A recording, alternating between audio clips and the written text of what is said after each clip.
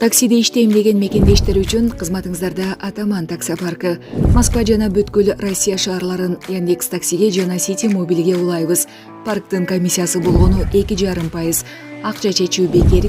Круглосуточно иштейт. Любой момент, любой суммадагы акча чечип алууга мүмкүнчүлүк бар. Яндекс заправка 3000 рубльга чейин суткасына куйсаңыздар болот. Комиссия алынбайт. Кисарт без документов алып бергенге жардам беребиз. Жана справка несудимости кисартка кошуп беребиз. Путевой лист, страховка таксиге жасоодо бар. Ар бир ай сайын Атаман парктын атынан розыгрыштар ойнотулуп турат. Ишеничтүү парк 3 жылдан бери биздин мекендештерибиздин алдында кызматтабыз. Байланыш үчүн телефон номерлер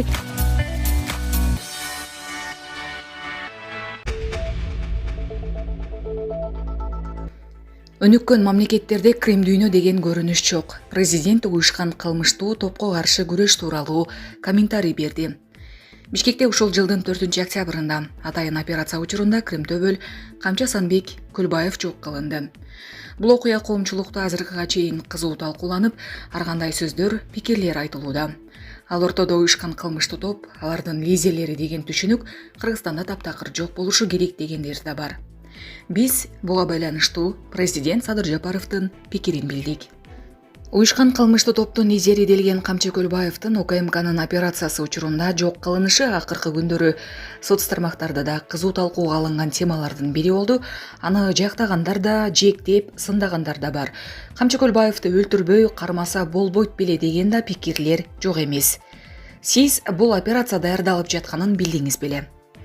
Мен деле алгачкы маалыматты силер сыяктуу интернет булактарынан көрдүм. Дароо эле башкы прокурорго чалып, аскери прокуроруңду алып, өзүң барып, жеринен көрүп, мага так маалымат берчи деп жибердим.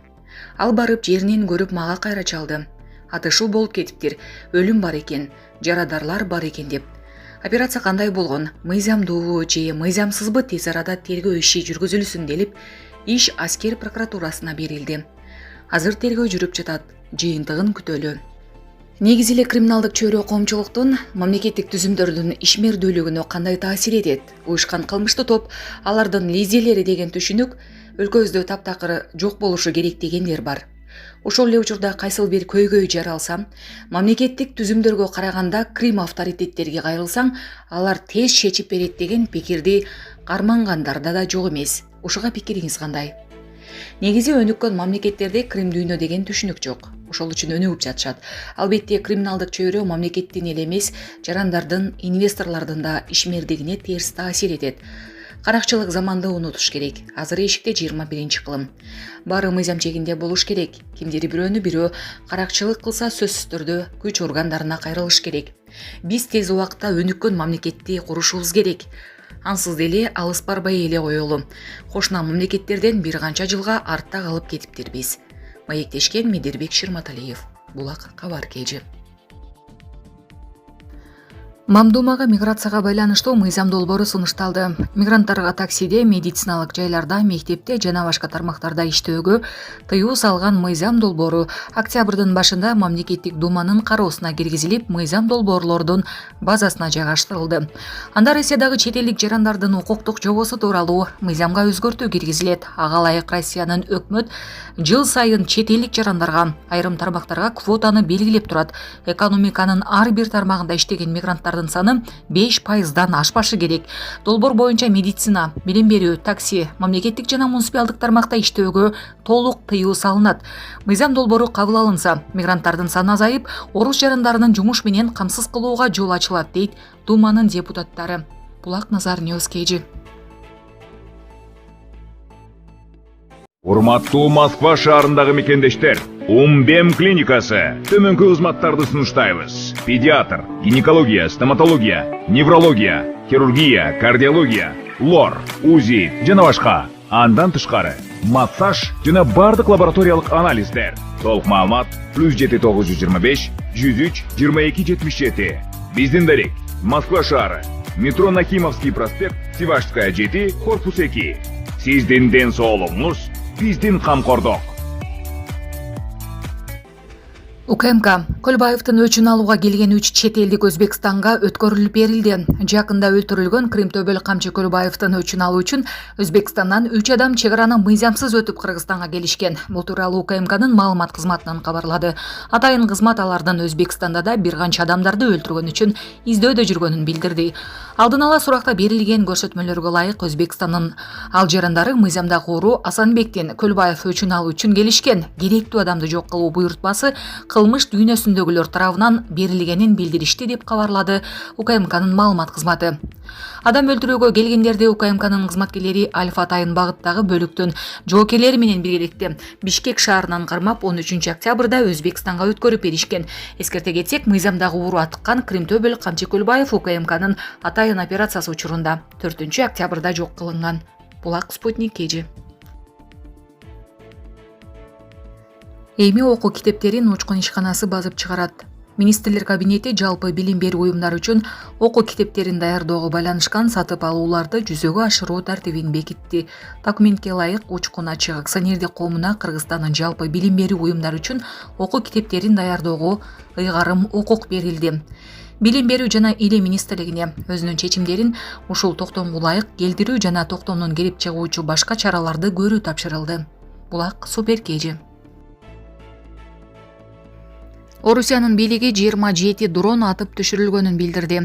Орусиянын коргоо министрлиги билдиргендей 15 октябрга караган түнү өлкө аймагында 27 учкутсуз аппарат абадан атып түшүрүлдү. Маалыматка караганда алардын 18и Курск облусунда, 2 Белгород облусунда жок кылынган, дагы 7 дрон кайдан атып түшүрүлгөнү айтылган жок. Министрлик дрондор менен коюлган чабуул үчүн жоопкерчиликти Киевке жүктөдү. Курск облусунун губернатору Роман Старовойттун жазганына караганда, атып түшүрүлгөн дрондордун сыныктары Курск каласынын тегерегине жана Зорин айылына түшкөн, ал жабыркагандар жок экенин кошумчалады.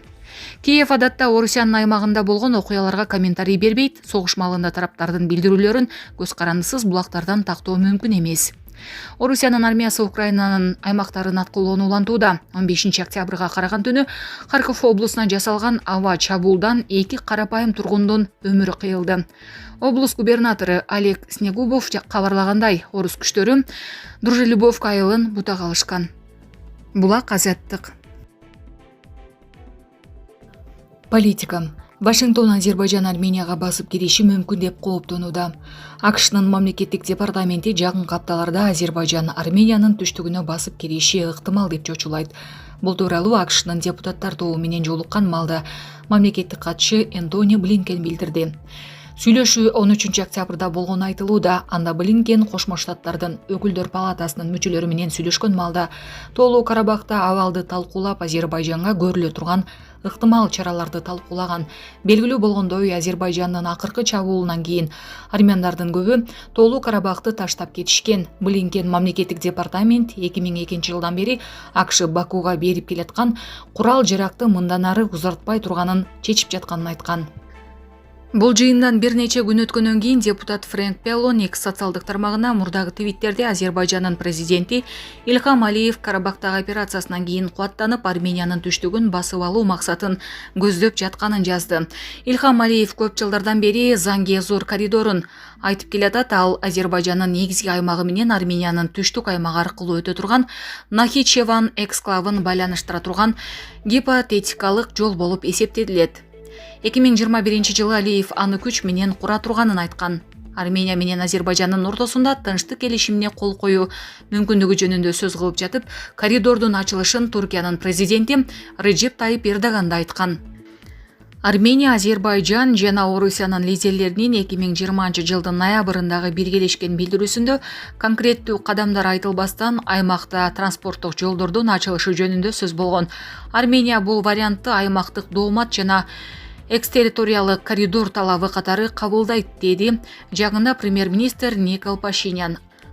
Ал коридор эгер пайда боло турган болсо, ал Армениянын юрисдикциясында гана калышы керектигин белгиледи. Ошол эле маалда Илхам Алиевдин тышкы саясат боюнча кеңешчиси Хикмет Кажиев Азербайжандын Арменияга басып кирүү ниети жоктугун билдирген.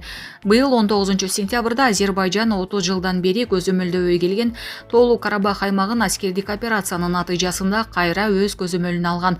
АКШ менен Евробиримдик Азербайжандын мындай күч колдонуу аракеттерин колдогон жок. Бирок ошол эле маалда ага Бакуга каршы эч кандай чаралар көрүлгөн жок. Тоолуу Карабах эл аралык коомчулук тааныган Азербайжандын аймагы. Булак Азаттык.